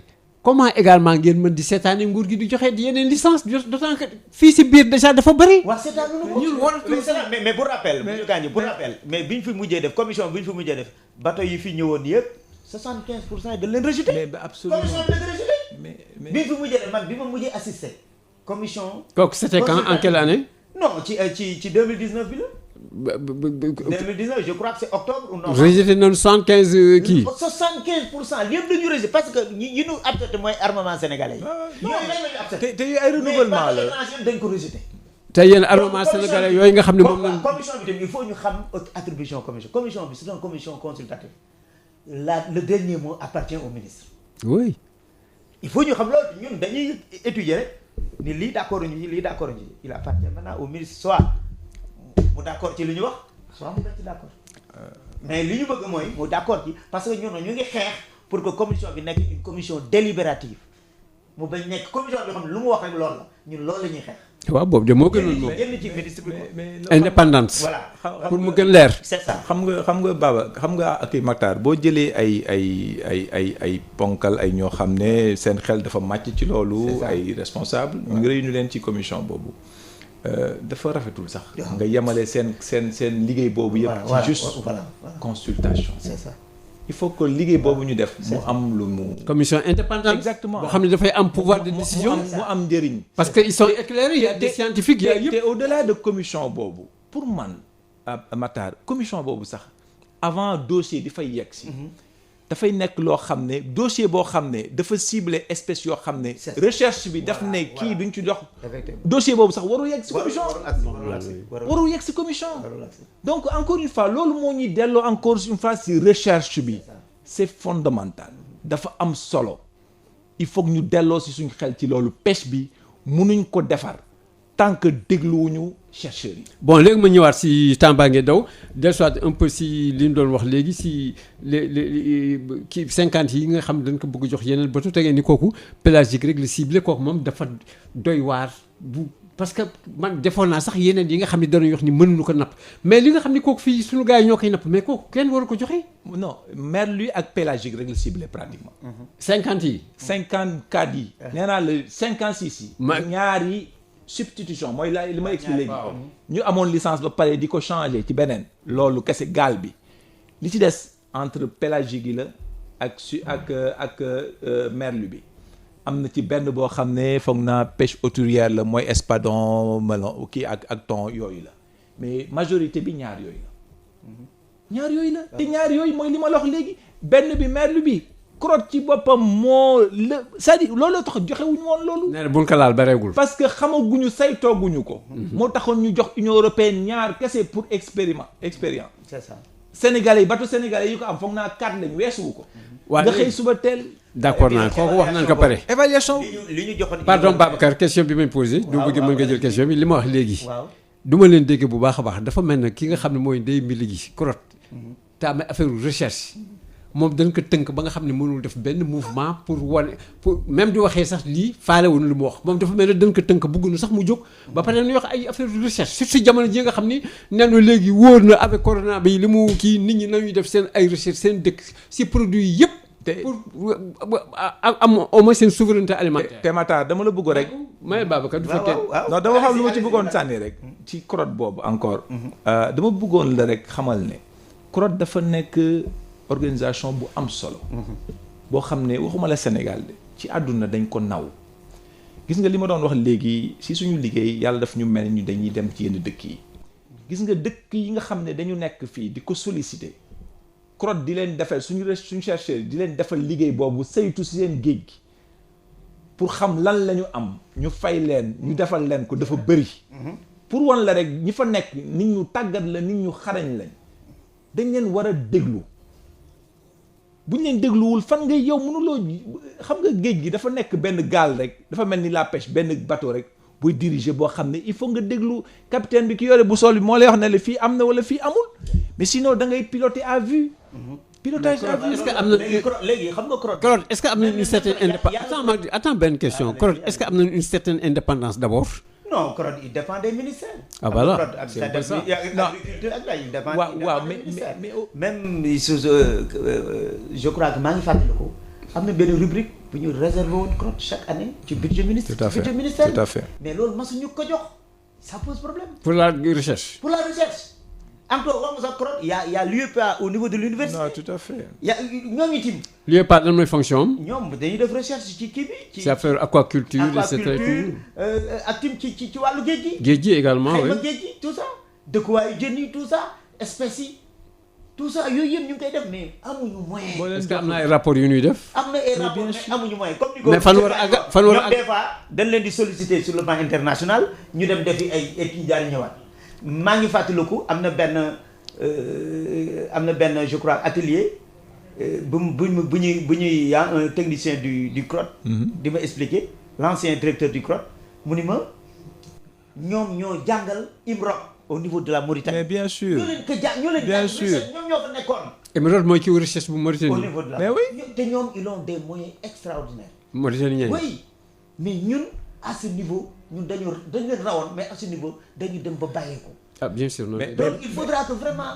notre recherche bi mooy c'est valable au niveau de la médecine tout ça. recherche bi moom de manière globale dans le pays. vraiment c'est laissé en rade quoi. gis nga li muy gaawantul. waaw li muy wax léegi gis nga dama ko yokk rek parce que gis nga boo demee ay côté Gabon ay yooyu. ñi nekk seen cadre yi nekk seen ministère de la pêche yi yëpp ak affaires maritimes. waa CRON ñoo leen jàngal ak waa ANAM. les maritimistes. c'est-à-dire que Sénégal ci wàllu. napp ak xam-xamu bateau ak géej. yàlla daf ñu may loo xam ne dafa am benn leadership boo xam ne dañ ko war a jël. voilà te bëri na ay pays Afrique tey yu bugg ñëw jàng ci Sénégal. dañuy tukki toog ak ñooñu seen yenn kilifa yi ñu naan ñu dañu bugg ñëw jàng Sénégal. dañu bugg non xam nga am na benn par rapport ak li nga wax ni maa ngi fàttaliku la délégation libérienne bi mu ñëwee fii au Sénégal pour am accord de pêche entre le Sénégal ak le Libéria mais ñoom dañu ni il faut ñu gis la pêche artisanale. Absolument. On les a reçus à notre siège mais lan la ñu wax dañu bëgg pêche sénégalais yi. dem foofu jàngal leen pêche. Angola waxoon nag fi. donc y a problème.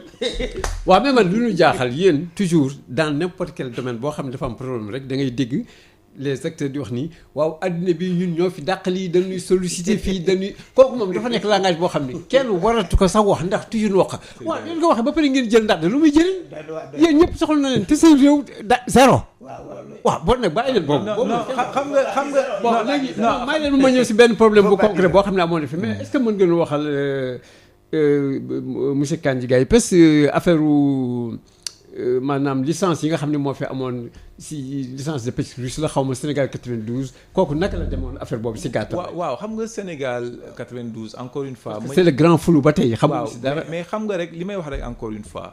gis nga suñu administration de pêche administration bu am bu naka lañ koy waxee. xarañ bu xarañ la. waaw waaye daan dem retraité duñ. waaw mais dama lay retracer rek. oui parce que depuis ñoom am na fi ay temps wu docteur Malick Dia ay ñoom Sogui ay Ndiaga Guèye suñu administration de pêche gis nga li xew ci yeneen dëkk yëpp ñun professionnels yi on était toujours dañ doon suñu xel da doon da parce que dañ ne li xew ci dëkk yi mënul xew Sénégal parce que suñu administration pêche dafa amoon rigueur. oui le marin dafa am lu doon bàyyi. boo xoolee ay Sénégal 92 ça c'était des mesures exceptionnelles yu gars yi jëloon du doon jaar sur code bi ay autorisation spéciale lañ doon joxe. c'est-à-dire mooy lan. yooyu quoi loo xam ne day génn ci code bi doo xam ne parce que actuellement li ñu tiital xam nga li gën a métti mooy bu ñu demee bay manipuler le code. loolu moo gën a tiital. mais xam nga loo xam ne état bi joxe na ko nga jëg taxaw kaas parce que légalement baaxul mu reculer loolu def nañ ko fii ci temps wu Sénégal 92 def nañ ko ci 2011 2012 bi ñu taxawee avec les Russes ñu reculer boobu suñ président Macky Sall bi mu ñëwee en 2012 moo ko fi dindi. moo dindi lan exactement. bateau russe yooyu yi fi ñëw koon au temps de 2012. waaw mais lu tax lu dellu si waat. mais loolu te loolu dañ ko seeti bi mu ko yëgee séance tenante la ko dindi. la ko dindi te vraiment li mu fi def si pêche bi ba mu fi toogee boobu la yàlla rek a tax ñuy wax def na fi loo xam ne teg nañ suñu bët. c'est ça moo renforcer marine bi pour ñu mën a surveiller suñu côte yi. c'est ça ba sax suñu marine nationale sax dañuy aider yeneen dëkk yi pour surveillance côtière. waaw ba pare léegi son ministère. di def ay propositions. mais kooku loo ko mën tuddee. xam nga nag waaw ñun ministre de la pêche. waaw def ay propositions. waaw léegi nag xam nga ñun nag comme en tant que professionnel li ma wax rek encore une fois ñun ak administration pêche dañu nekk benn ñoo xam ne yàgg nañ liggéey. suñu wareef mooy bu ñu gisee loo xam ne baaxul ci ci pêche bi baaxul ci tube bi mooy ñu alerter leen. non j'ai compris li nga wax mais seulement Babacar dama ni. waaw Macky Sall da indi def na ay avancées yu métti si kii bi. waaw na nga mën tudde nag léegi mu wëlbati vestam daal di. ordonné ministère am pour mu jox ñi ay licence. man gëw ma ministère def non daf leen nànk. ministre ñemewu fi def dara loo xam ne kii du ko defee le président du d'accord kat on est dans suñu exécutif na nekk te moom mooy njiit bi. kooku moom soyons clairs. waaw c'est-à-dire man du ma àgg trop ci président de la république parce que mbir mi dafa nekk li nga xam ni su fekkee ne ku nekk jox nañ say attribution techniciens yi au niveau du ministère xam nañu seen liggéey. ñu xarañ ñoom dañ leen di sant rek. mais problème bi mooy souvent les politiques ñoom ñooy joxe ay mesures yi nga xam ni c'est au bokk nekkul ci réglementation bi nekkul ci code bi. nekkul ci vraiment kii bi nu mu tudd ci kii bi nu mu tudd nomenclature kii bi nu mu tudd loi yi donc loolu mooy suñu problème. mais en général loolu il faut attaquer ça. waaw léegi loolu nag pour attaquer ko. bind le président moo tax pour attaquer ko moo tax link bi manifestation y a beaucoup link de bi ñuy wax léegi pêche industrielle pêche artisanale ñu def link ñu war a mën a régler problème yi une bonne fois pour toutes au niveau du secteur de la pêche parce que da ngay xool. ak ay licence yi nga xam ne dañ koy joxe mu nekk en contradiction nekkul ci code bi dafa violer code bi mais loolu autorité bu mujj bi mais loolu dafa jéggi dayoo bu mujj te bi loolu je crois que ñun il faut que ñu def un plaidoyer au niveau du président de la République pour xamal ni ko am na mesures yu ñuy jël te mesures yooyu teguwul ci yoon te c'est pas l'intérêt de la pêche de manière globale. mais de toute façon mesure bi moom kenn mënu ko jël de manière effective te du àgg sa président moom te mu teg si cachet. léegi mën nañ ko jël te mën nañ ko jël gars yi di ko doxal te président du fa àgg. du ko yow président fu muy fanaan. non mais fii lay finaan. non c'est-à-dire non. ay milliards yoo xam ne jox nañ ko ay bateaux russes. si biir réew mi su feeñee président mën na ko ba jël. parce que yéen ngeen koy wax déjà du ngeen ko dee wax rek président war na ko. non am na ñu koy wax mais ñun tamit dañ ciy am retenu parce que ay te journaux yi fii génn nañ ko. ñun du ñu wax lu nu wóorul. parce que nous sommes assez responsables, il y a des choses moom duñ ci dugg. mais li ñu xam daal mooy ñun am nañu ay techniciens yu xarañ te su fekkee ne su fekkee ne ñu ngi leen di déglu je crois que war nañu mën a yóbbu pêche bu fa sori. am nañu tamit ay professionnels yu xarañ. ñi am nañu xam-xamu géej. ci pêche artisanale bi comme ci pêche industrielle bi. donc loolu suñ ci defee link war nañu mën a régler lu bëri vraiment. waaw ma dellusiwaat si kii bi la avec Kandji bi ñu doon wax sànq les 56 xaw ma licence yu ñu bëggee jox yooyu. kooku dañ ko teg si code wala kenn teg ko si code. waaw dama bëggoon rek laal tuuti ci li mu doon wax léegi. mais rapidement. waaw rapidement parce que xam nga li ñu doon wax ne lu tax ma gëm ne président de la République yiku ko. parce que xam nga ministère yi ku nekk da nga am sa département am say mode de fonctionnement. c'est ça. demande de licence yuy jaar commission kooku du egg président du ko gis looloo indi suñu wax bi c'est ça parce que ñi ñu ko seqal suñu naataango suñu xarit yi suñu tig xëy na bokkuñu gis-gis ci foofu léegi nag ñu wax pour ki ñu xam ne moo ñu jiiti ñun ñëpp mu mun ñu àtte. c'est ça parce que dañuy alerter dañu leen xamal rek ne lii du question problème personnel c'est dafa baaxul ci dëkk bi baaxul ci réew mi surtout problème fi ñu toll nii ci affaire ñu toll ci mais fi mu ne nii enjeu bi daal après feebar bi. xam nga lan mooy la. mooy dëkk bu nekk lan ngay am lu mun a dundalee sa dëkk. c'est ça mais foofu la doon wax sànq. mais loolu tax nag ñun ñu génn interpeller ko. waaw justement léegi li may laajte waat léegi ñoom supposons léegi ñoo accordé leen li nga xam ne moom lañ bëgg laaj loolu laay laajte impact bi. waaw mais ma ñëw impact bi d'abord sur le plan de la ressource au Sénégal naka lay demee ak alimentation également Sénégal naka lay demee. waaw mais impact bi moom l'impact est actuellement ñi ñaa ngi koy commencé gis l'impact même est considérable parce que le véritable problème mooy wax nañ ko ci suñu njëlbeen wax mooy que comme industriel comme pêche comme artisanaux yi dañu am problème parce que depuis couvre-feu bi maladie feebar bu mu duggee ci Sénégal dañu am problème impact bi c'est considérable état bi ñu ngi ñun actuellement ñun en tant que responsable ñu ngi ñuy interpellé di wax leen ci pour état bi jàppale ñu parce que amatul ñu ngi commencé am ay problème pour dund. ñu teg leen beneen. voilà ñu teg ñu beneen donc impact bi kenn waxatu ko mais après feebar bi. mais su sos na après feebar bi non liggéey bi foofu la nekk. liggéey bi foofu la nekk dëggantaan man sax am na suñu benn mbokku marié bi may wax ni ma actuellement xam nga la waroon def di jël yaboy bi di ko stocké ak jën bi di ko stocké su feebar bi jàllee ñu mën ko génne nit ñi mën a lekk. donc yooyu yëpp c'est des stratégies xam nga nit ñi ku nekk rek am na lu la yàlla mosal ci xam-xam mais il faudra que loolu ñu xam ko mais en tout cas mais les impacts sont considérables surtout au niveau de la pêche artisanale xam naa ne foofu ñu ngi appeler à l'état ñu xool nan la ñu mën a jàppale. et sur le plan alimentaire également ñun ñu daan consommer. ñee seen liggéey dana ko laal ok. mais xool sécurité alimentaire mais protéine animale bi mais 70%. ñoo ko assuré 75 kañ ëpp na ko sax wala 70%. ëpp na donc ñoo ko assuré donc ñun suñu amee problème Sénégal gépp am problème donc foofu il faudra que ñu jéem a xool waxtaan ñu xool vraiment nan la ñu régler problème yi te yenn yi ñu tekk ci suuf ay problème licence ñu tekk ci suuf ñu jéem a waxtaan mais en tout cas et puis ñu lever équivoque tamit mooy li nga wax ci 2 navires yooyu nga xam ne ñu ngi koy pêche c'est des armements sénégalais xam nga yooyu tamit am na ku ko wax monsieur je crois maa ngi déglu Moussa Mbengue di ko wax un Sénégalais a le droit de demander une licence armement sénégalais am na droit comme ni pêcheur bi am droit demander permis de pêche loolu am na ci droit mais problème bi mooy affaire yi dafa xaw jaxasoo ba léegi loolu demandé rek ñu ni ñii dañu bëgg a nax dañu bëgg a ànd ak ñun mais ñu ngi pêché ñun ñu ngi bàyyi ñun ñu confiner suñu gaal yi donc foofu tim il faudra que ñu ngi ci def ay communication. la confiance que mu dellu si waat. waaw communication pour leeral affaire bi mais damay ñaan suñu mbokk industriels yi ñu gën ci communiquer. pour gën a leeral parce que dafa am ay équivoque am na ay responsables au niveau de la pêche artisanale ma su ñoom loolu la ñu dafa am lu ñu gëm. te loolu c'est pas ça. donc il faudra que vraiment yooyu yëpp. xam nga Matar li pêche li ma leen di bëgg kii d'abord pêche bi actuellement naka lay rapporter lu muy rapporter kii Sénégal. gis nga ñu ngi ci woon xam nga ñun ñoo doon premier secteur de l'économie bu doon indi ay devises. c'est ça. oui ak bu doon exporter. ba 2017 foog naa 2018 on était à plus de 240 milliards. ñoo nekkoon premier poste ba 2017 je pense ou 2018 la ñu or bi détrôné. c'est ça.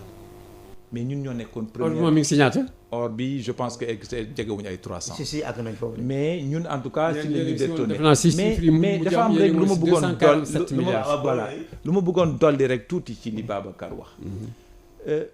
gis nga man affaire bi pour wan la rigueur bi ñuy doxal ñun industriel. dem nañ ci ba comme li ma wax rek.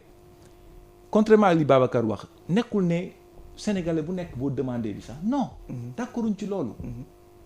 non am nga droit demander. am nga droit mais voilà exactement mais bu ko recherche bi permettre. waaw c'est ça. xam nga recherche bi dafa am solo. xam nga kii Matar dafa am lu may nuróol lii yëpp xam nga pêche bi jéego yi ñu ci def yëpp liggéey bi ñu ci def yëpp dafa mel ni da ngay. nga jël sa immeuble tabax ba teg fa nga war a yem nga dolliwaat étage yoo xam ne mooy étage de trop yi mu daaneel immeuble yëpp. waaw mais ngay pêche dama leen di laaj. léegi parce que loolu fondement bi pêche bi mooy suñu recherche bi parce que bu ñu recherché xayma ba gis ne lii am nañ ko ci stock ku demandé dañ naan la ok ressource bi permettre nañ ko wala permettre ko mais ñëw rek joxe comme ça dégluwuloo sa recherche mais loolu fu mu ñuy jëmee. non kooku moom dafa am yu làqu si biir te kenn ñemewu ko. waaw léegi man li ma lay laaj gars parce que yéen yi également yéen ngi utiliser ay bateau ay instruments yoo xam ni yu très lourd la ak yu demee nag yooyu mais yéen également seen wàllu bopp amu leen ay problème ak jën beeg yu demee nag yooyu. xam nga encore une fois je pense que. est-ce que yi ngeen logistique yi ngeen di utiliser yéen itam nekk na logistique yoo xam ni. dafa nekk kii aux normes. xam nga par rapport au code. mais tout à fait mais xam nga ci loolu boo xoolee évolution la xam nga recherche bi day avancer nit ñi dañu commencé woon am yenn instrument de pêche yu ñu doon utiliser bi ñu demee ba gis ne lu gën a oyof loo xam ne dina am moins impact bu gën a du yàq trop parce que loolu yëpp ci jàngat la au fur et à mesure ñuy avancer mu am ay technologies yu bees yoo xam ne mën nga napp.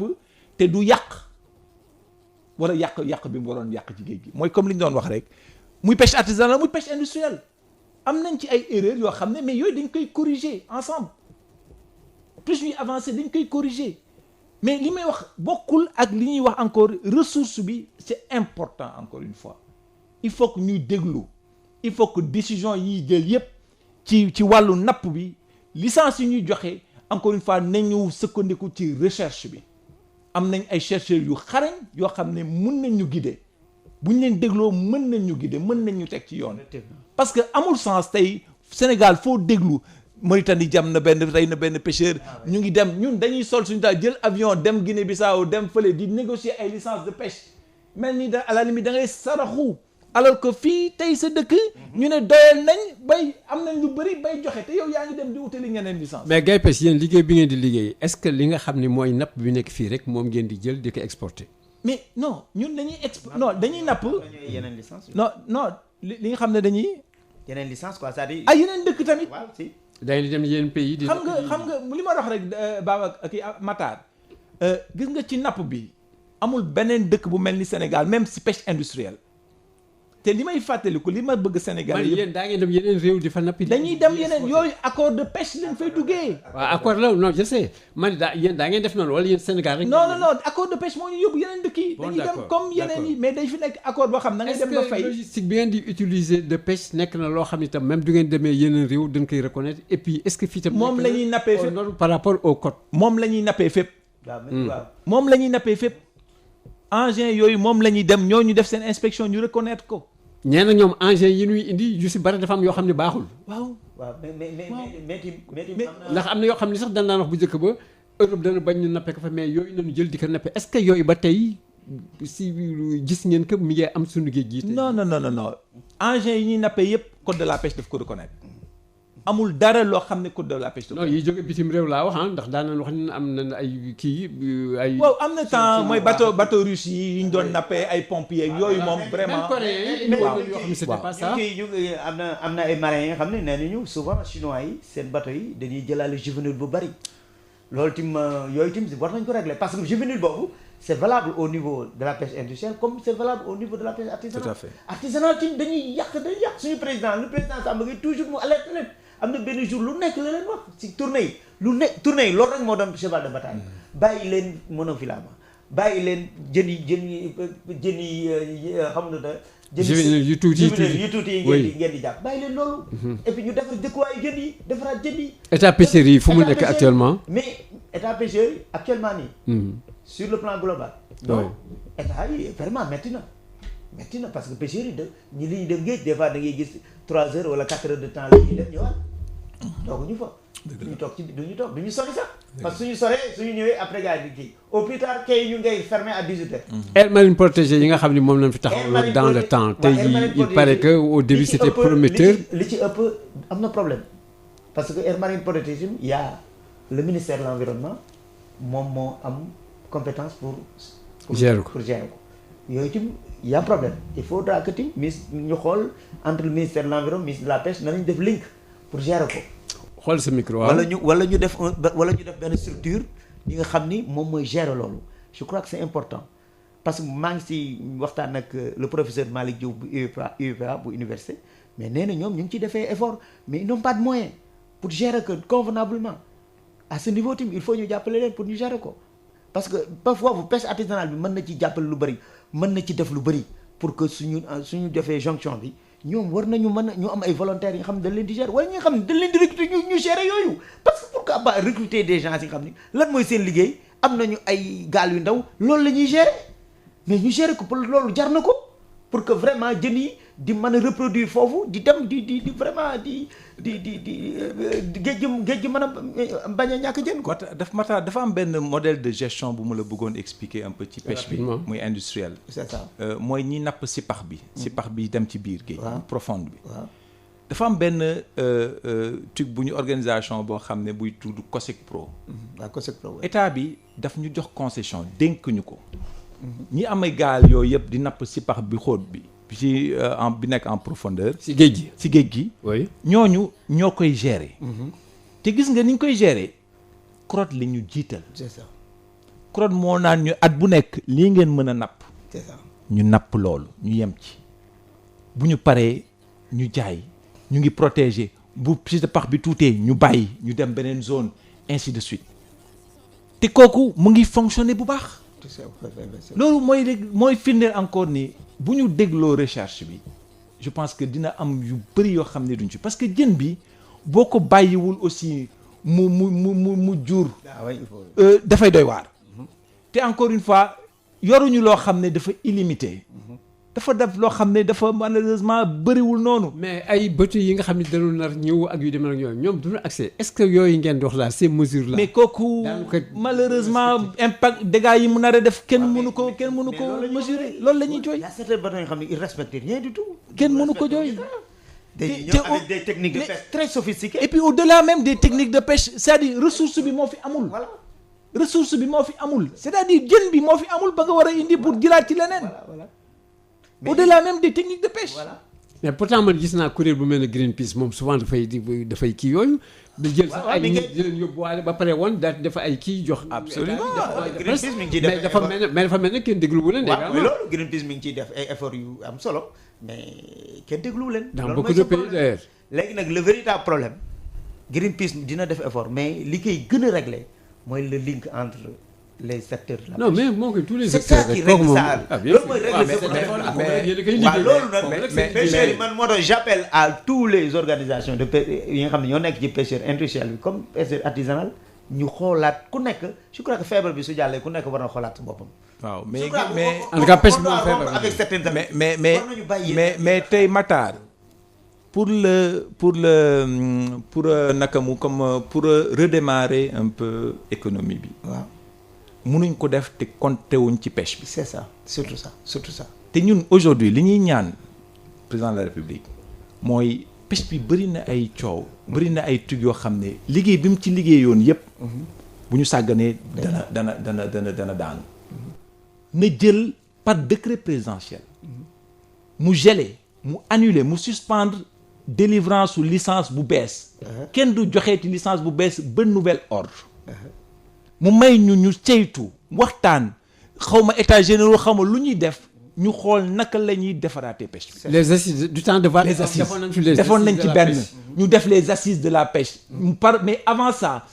décret présidentiel mu suspendre. kenn du joxeeti licence bu bees ci domaine pêche yëpp nag. mais tout dernièrement ñu ngi doon wax am na code bu bees pour la pêche non. waaw. mais ñu ngi appliqué donc du gaañ boobu ñoo ngi liggéey mais du benn mais xam nga malgré code bi ba léegi nit ñaa ngi ciy joxe. waaw loolu ñu ngi bëgg a joxe mais donc bu président génnee décret boo xam ne kenn du joxeeti licence bu bees. loolu moo tax kii monsieur Kandji loolu moo tax may wax ni ñun war nañ def link su fekkee ni dañuy def link sax bind président de la république comme ni nga ko waxee defal ko ay recommandations yu am solo. absolument pour que vraiment ñu taxaw parce que les scientifiques. mais alerte nañu absolument ba pare taxawal nañu code bu bees. taxaw mais donc ñi nga xam ñoo war liggéey yooyu liggéey loolu léegi li des rek mooy application bi. application bi du fekkee nag ministère ñoom ñooy pêcher si application mais ça devient grave. dans ce cas nag léegi yéen a riposté. mais léegi nag xam nga kan mooy autorité suprême bi. moo tax ñu interpellé ko. ma ne actuellement crise bi li ñu indi ci licence mais am na lu mu créé am na benn cadre de concertation bi nga xam ne mi ngi commencé jël forme. crise bi moo ko créé donc. ministre bi est-ce que bind ngeen ko pour war que ni li ñu bëgg def c'est pas ça déjà def nañ ci benn communiqué. loolu la ñu bëgg a dëgëral nag ànd ceeg suñu mbokk industriels yi ñu xool nag qu'est-ce qu'on peut faire. non mais léegi ministre bi dañuy il faut que ngeen waxanteeg moom. non ministre bi waxante nag moom. waxante yëg na ko dégg nga man la mani actuellement ak ñoom am nañu nos amis de la GAIPES du GAIPES bind. ministre bi yëg na ko ñun li ñu bind ministre bi yëg na ko nous sommes pas d'accord donc ministre bi actuellement lu mu war a def mu wootee ñu wax. voilà loolu su wootee ñu ni que li tax li nga def fii li tax nga def lii ñun d'accord ñu ci li d'accord ñu ci li d'accord ci. waaw lii moo tax. man dama yaakaar sax ne dafa xëy na bu ñu wootee ñu toog. pour ñu waxtaan parce que c'est vrai que bi mu ñëwee ba léegi. bon gisee nañ rapidement. mais bu ñu waxtaanee dugg ci détail am na yoo xam ne ba léegi amu ko. information yoo xam ne amu ko c'est ça. parce que waaw bon nag dafa war a def nànk yow yaa ngi dugg ñëw amu ko information. voilà ngay posé yoo xam ne da nga mel ne ku nekk loon ci Sénégal. loolu mooy problème bi en tout cas daal pêche bi moom je crois que su fekkee ni yàlla dimbali ñu ba ñu passé feebar bi pêche bi moom je crois que ci levier économique yu gën a am solo la pour ñu dekkalaat économie Sénégal. parce que je crois que foofu war nañu mën a def lu action yu war nañu mën a jël ay mesures yu am solo pour jàppale d'abord ñi ciy liggéey mais jàppale waa bi jàppale Sénégalais yi nga xam ni ceebu jën rek la ñuy dund. mais non problème sax mooy tey jii doo demee marché man tey jii man damay faral di dem marché mais tey jii man mënatuma gis jën boo xam ni jën bu baax la. non ay yu ratak yu kenn xamul moom la ñuy teg nit ñi jën du fekkee ni jën bu xaw tane la doo ko laalee duñ la tudd li prix nga daw mais c'est pas possible te Mata li ma ci bëggoon yokk rek ngay pes bàyyi leen jën yi ngay jël rek di jël di yóbbu non Mata encore une fois xam nga foofu dama lay expliquer mooy xam nga non waaw mais non kaay ma expliquer xam nga foofu explication baax na xam nga souvent gars yi dañuy génn ne yéen waaw non xam nga dama la wax si njëlbeen ku nekk da nga am sa rôle. waaw loolu comprendre nañ xam nga non du ñëppay exporter Matar. yéen sax dañ leen war limiter sax li ngeen di exporter. non am na du ñu exporter lépp 80%. c'est limité mais 80% yooyu munoo ko bañ a exporter parce que état bi dafa soxla loolu te encore une fois. mais bu ko soxlaa nag dafa ñuy fàttali ñun. waaw mais non moo tax problème bi du foofu. jën doy na fi. xam nga lan moo des. mais dafa cher organisation non xam nga non li ñuy débarquer je veux dire même bu fekkee quantité bi ñuy napp wàññeeku na. bu ñu organiser ak des camions frigo mooy temps yi politique bi président de la République def am na ay camions frigo yi ñu jël yóbbu ko ci biir dëkk bi mais ñun suñu rôle li ñu assigné li ñu jox mooy ñu liggéey ñu exporter. parce que xaalis boobu dañ ci tuut. dégg na encore une fois loolu daal mooy te li ma ci bëggoon yokk rek Matar mooy. waaw ñun li ma doon waxoon sànq dafa am dëkk yu bëri dañu gis erreur yi ñu defoon. dama yaakaar ni àdduna buy dox dëkk bu nekk nit ku nekk d'ailleurs. da ngay jàng ci erreur soit yow si say erreur wala erreuru keneen gis nañ dëkk yu mel ni Gabon Angola rapidement waaw Sao Tomé ñoo ñëpp erreur bi ñu def seen économie yëpp dépendait du pétrole. effectivement tey pétrole beeg yooyu mu ngi ñëw. ngir yàlla bu ñu rey pêche bi.